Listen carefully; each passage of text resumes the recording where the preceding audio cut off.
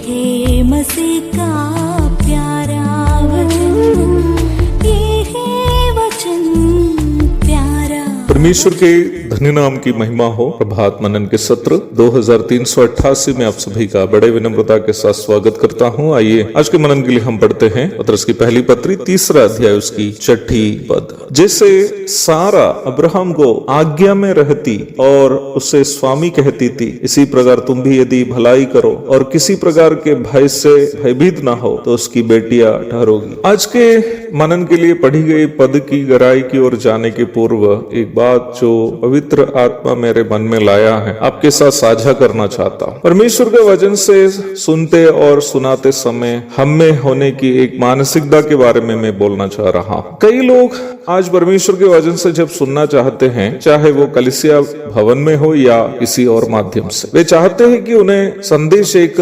Motivational message अथवा प्रेरणादायी संदेश लगे। अर्थात वे लोग जो जीवन बिता रहे हैं उसे आगे भी बिताने के लिए, नहीं तो जो काम वे लोग करते जा रहे हैं उसे आगे भी करते रहने के लिए प्रेरणादायी संदेश सुनना वे लोग चाहते हैं। यदि उसके विपरीत में उनके जीवन या काम की आलोचनात्मक संदेश उन्हें सुनने को मिला तो लोग नाराज हो जाते हैं और संदेश सुनना छोड़ देते हैं। मैं आपसे प्राथमिक रूप में प्रभात मनन के बारे में कहना चाहता हूं कि प्रभात मनन मोटिवेशनल मैसेजेस नहीं है। हम वचन को वो जैसा है वैसा ही जानने की कोशिश कर रहे हैं और आपके साथ साझा करने की भी कोशिश कर रहे हैं। प्रत्येक दिन जब मैं मनन की तैयारी करने के लिए बैठता हूँ, मैं प्रार्थना करने वाली कुछ बातें हैं। उसमें से एक बात यह है कि प्रभु वचन जैसा है वैसा ही उसे समझने और लोगों के साथ साझा करने के लिए मेरी मदद कीजिए। यदि हम जो जीवन बिता रहे हैं या जो काम कर रहे हैं वे वचनानुसार का है तो निश्चय ही वचन हमें उसे जारी रखने के लिए मोटिवेशन अथवा प्रेरणा देंगे। पर यदि हमारा जीवन या काम परमेश्वर के वचन के विपरीत में है तो निश्चय ही वचन हमसे ये कहेगा कि हमें अपना जीवन या काम को बदलना ही है, नहीं तो उसका परिणाम भुगतना है। एक अच्छा विश्वासी वो है जो अपने जीवन को बदलने और सुधारने के लिए वचन के सामने उपलब्ध करा देता है। पारिवारिक जीवन में पति के अधीन रहने की अनिवार्यता पर बात करते हुए पतरस आगे अब्राहम की पत्नी एवं एक धन्य महिला सारा को उदाहरण स्वरूप पाठकों के सामने प्रस्तुत कर रहा है। सारा जो अब्राहम की पत्नी थी वो अब्राहम की बहन भी थी। अब्राहम के पिता तेरह को अब्राहम की माँ के अलावा दूसरी महिला में उत्पन्न हुई बेटी थी सारा। उत्पत्ति 20:12। लेवी व्यवस्था 18:9 में इस प्रकार यहाँ तक पिता की दूसरी पत्नी से उत्पन्न बहन या भाई से भी शादी करनी सख्त मना किया हुआ है। पर हमें याद रखनी है कि अब्राहम और उस जमाने के लोग न्याय व्यवस्था की रचना काल के पूर्व में जीवित लोग हैं, इसलिए ही वे लोग जो भी किए हैं अज्ञानता के समय में किए हैं और इसलिए हम ये कह नहीं सकते हैं कि